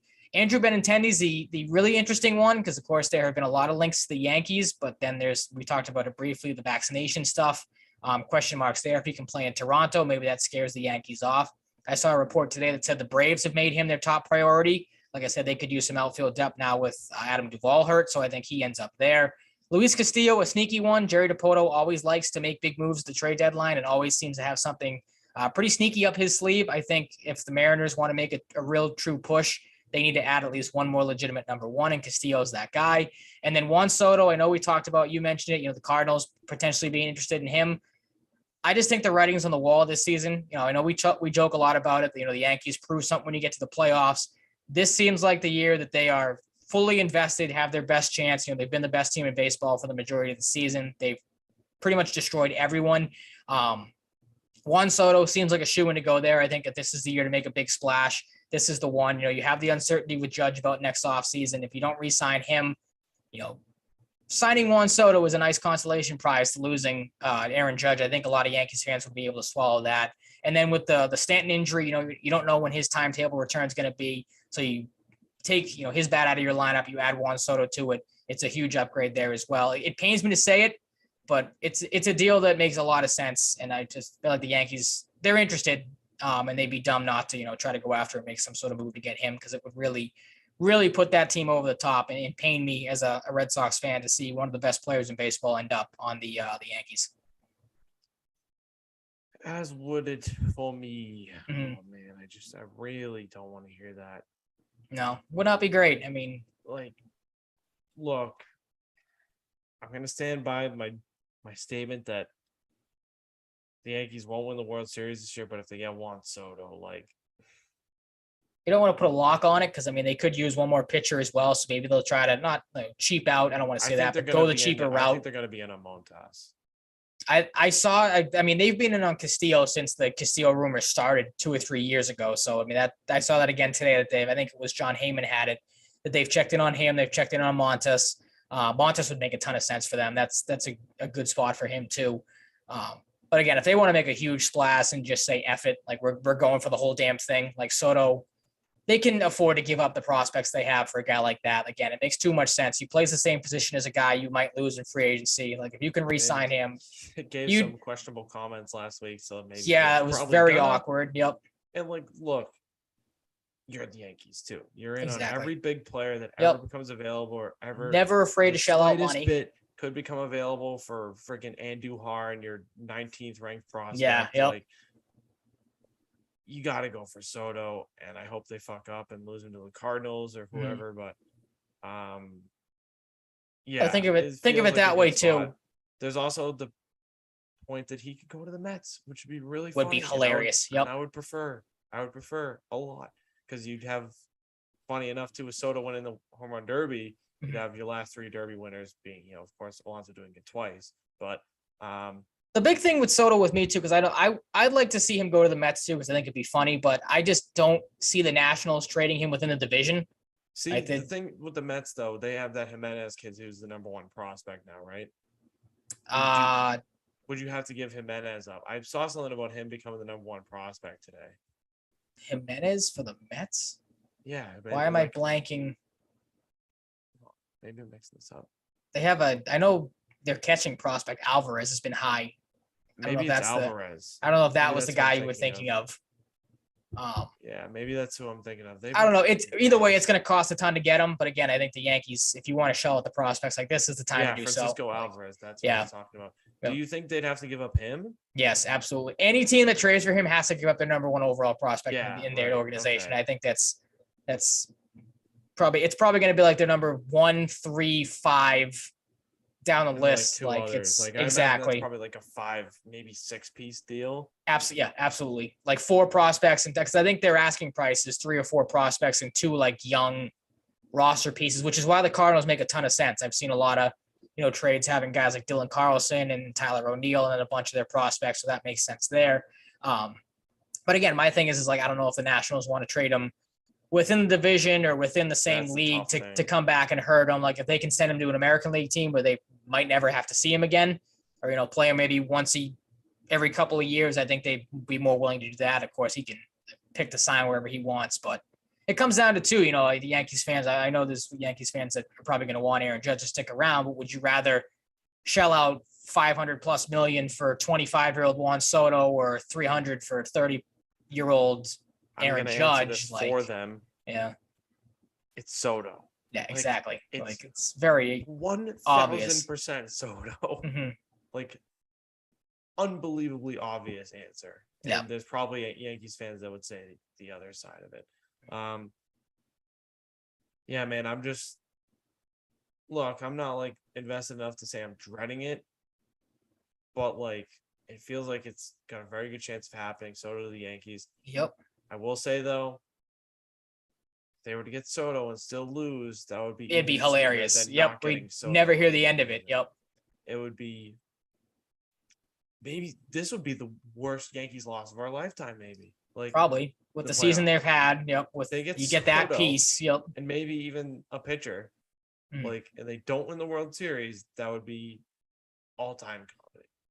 Oh, it'd be hilarious. Yep.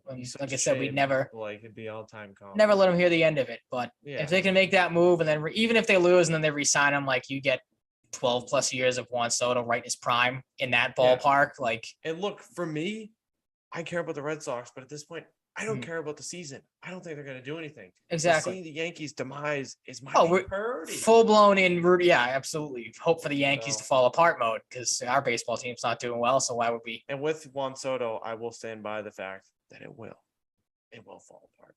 I don't know. It will.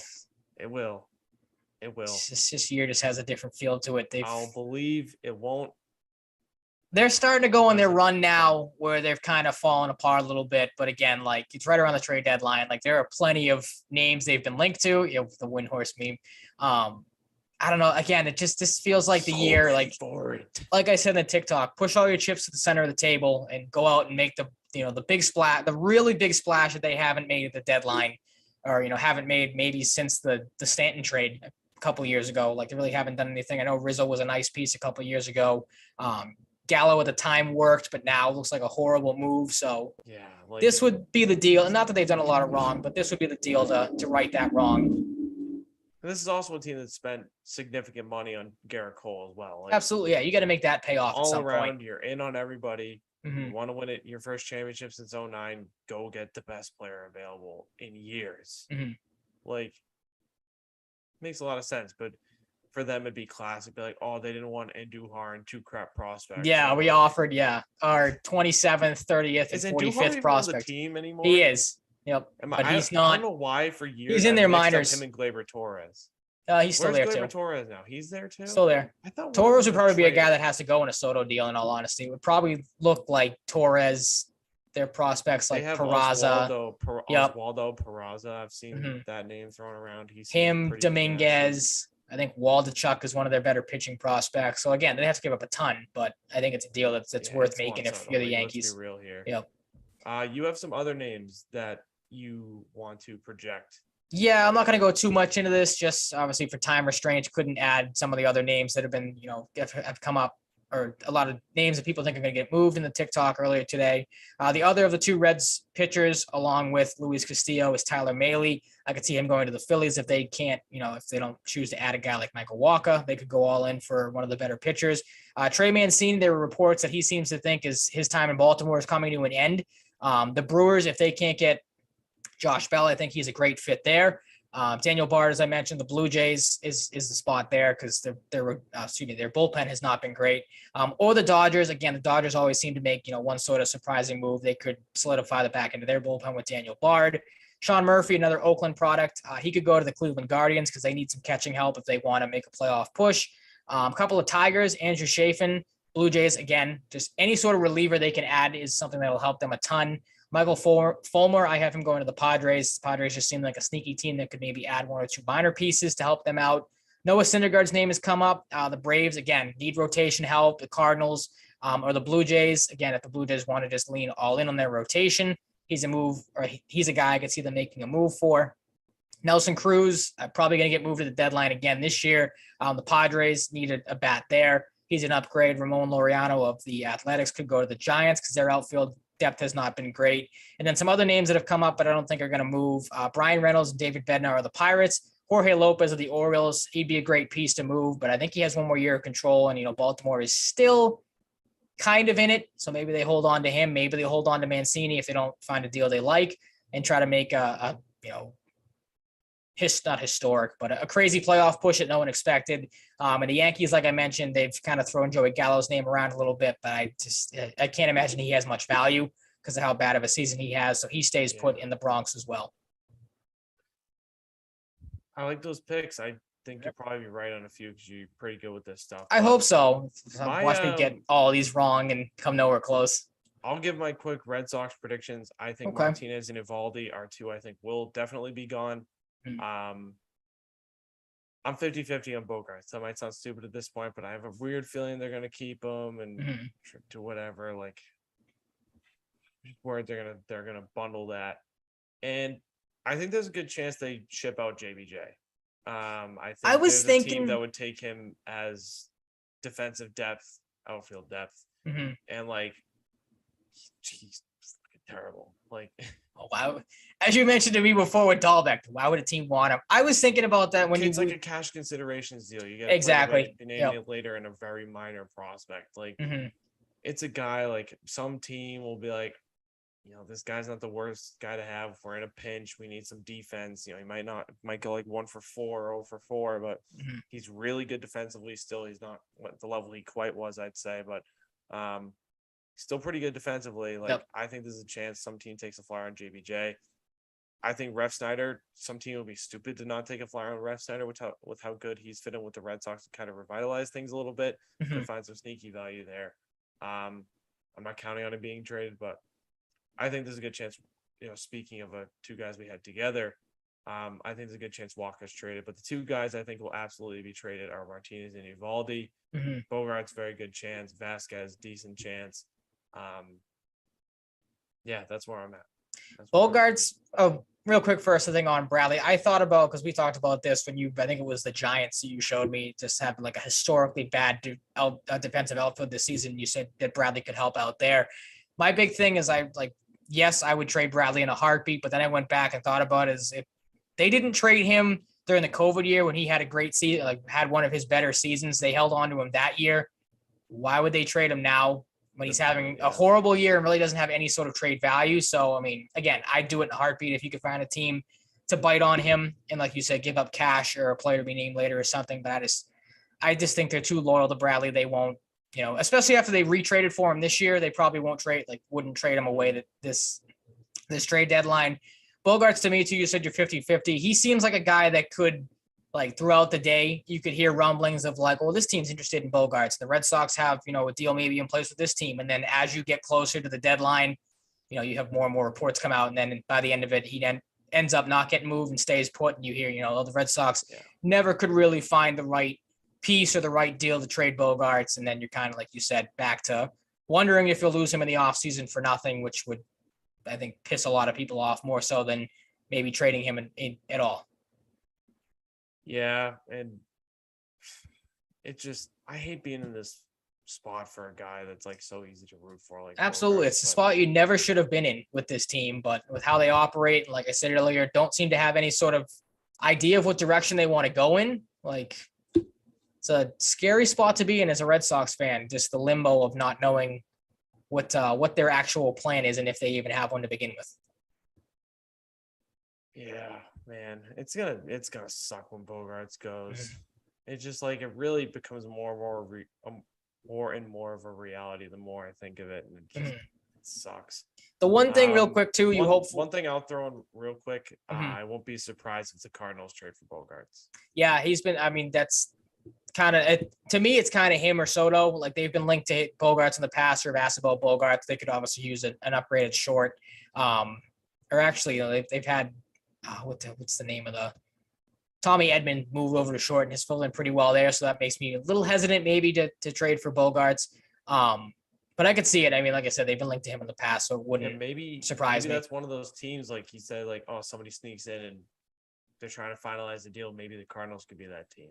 Mm-hmm. There's Bogarts is a guy who you're going to hear mystery team about, I feel like 20 times on Tuesday, because it's just, you always seem to have one of those come up. Speaking of shortstop, I thought I heard something recently that like Correa is considering like opting out of his contract. I did see that. I not surprised by that in the slightest. I think I said that when he signed. Like, is there any outlandish, crazy chance? Like what's there? Does Correa play second base too? No.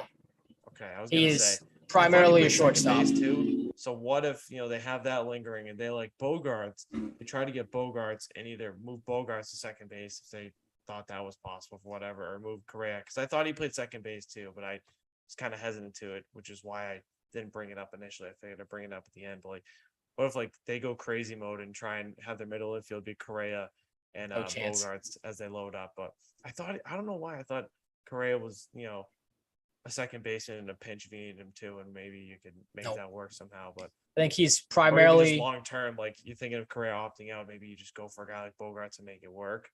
But like that doesn't really make a lot of sense. No. But in terms of positional sense, long term, maybe it does. But just throwing shit out there for fun. You're getting wild now, which goofiness at the end. Mm-hmm. Yeah.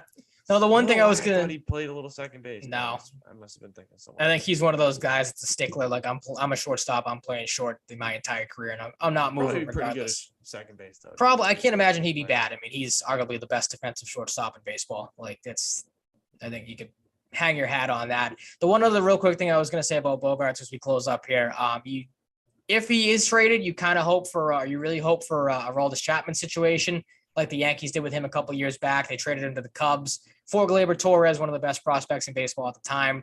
And then Chapman won a World Series and re-signed with the Yankees, and they kind of fleeced Chicago out of a top prospect. So maybe you send Bogarts to a team like the Phillies for one of their top prospects, or like maybe the Mets don't need a shortstop, but a team that has like legitimate title aspirations, and you get one of their top prospects, he wins another World Series, and he comes back here all happy with some extra bling and some extra change in his pocket.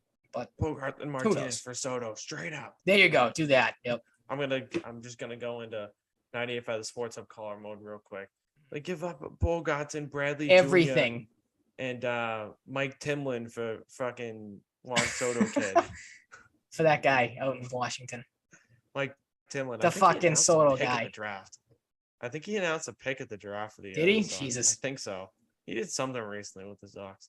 But I think that's gonna wrap it up. Mm-hmm. I think so. I think that I've got nothing else. Yep. A nice compact little Wednesday show. Good that we had enough to talk about, even the quicker turnaround that we're usually used to. No Bruins, unless you're thinking of Dan Heinen. Yeah, didn't accept his qualifying offer, but did end up with the back of the Pittsburgh Penguins today. It's really not a whole lot different. Some of the players were on their way to Italy, but not a ton going on in the NHL really since Saturday, so didn't really have a huge reason to talk about it in depth today. First time in a while we haven't talked about hockey. I was gonna say. I assume we'll have some news by next week to touch on, whether that's with the Bruins or around the league. So stay tuned for that. Stay tuned for our thoughts next week on everything that happened in the MLB. So as we'll be recording the day after the deadline passes. Thank you so much for listening to episode 105. You can find us on Twitter. You can follow me at Mike_Cratty. You can follow Ryan at Ryan_Salvaggio. And you can follow the show at Salvaggio and Cratty Pod. You can go on TikTok and check out Ryan's latest video on some trade deadline fits that he clued to here. But yeah, you can go check out the video for yourself on TikTok. You can check our Twitter for that as well. It's a two-parter because they only let you upload 2 minutes and 20. So Ryan did. We're not fancy enough. Yeah, we're not to be able to. We're not blue checky. I think you have to be in the blue check mark brigade to post over 2 hours, or not 2 hours, 2 minutes and 20 seconds. So but yeah, you can follow us on TikTok, Salvaggio and Cratty. Throw that into the search bar. You can give us a rating if you're listening on Apple Podcasts. Spotify, you can do that. You can find us wherever you get your podcasts if you didn't know that already. But yeah, we'll be back next week, episode 106, first episode of August as the summer slowly winds down, sadly. Hopefully the Red Sox will do things right and we'll have good stuff to talk about, some Patriots, maybe some Celtics, and whatever it is, we'll have it covered for you. See you next week. Stay safe, stay healthy, be nice to people, and we'll talk to you next Wednesday. Peace out.